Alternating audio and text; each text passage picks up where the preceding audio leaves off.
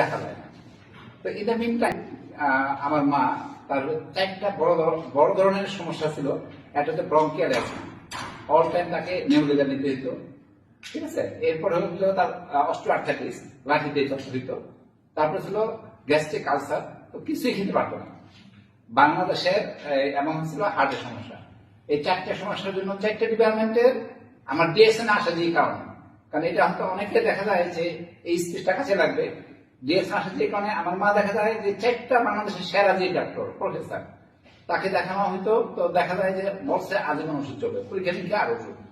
তো এতে করে কোনোভাবে সমাধান হইতেছিল না। ওই মুহূর্তে আমি ডিএক্সএন প্রোডাক্ট কিন্তু সবার আগে আমার মার উপর অ্যাপ্লাই করি। আলহামদুলিল্লাহ, মার জন্য আরজি, জিএল, স্পাইনা, মনিজুস, পলিসেট এবং কফি সবকিছু কিন্তু আমি ব্যবহার করলাম। করতে করতে আস্তে আস্তে আমার মা দেখা গেল যে বিশেষ করে তার যে হার্টের যে সমস্যা ছিল আস্তে আস্তে কমে আসলো।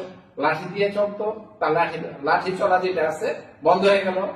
তারপর হচ্ছে যে অ্যাজমা যে ছিল, মানে অনেক কফ এবং ব্লাড আসতো, শীতকাল আসলে অবস্থা খুবই খারাপ হইতো।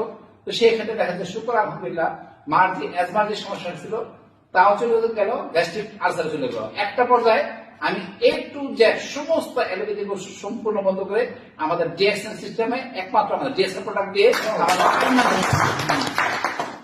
মা বার্ধক্য মারা গেছে।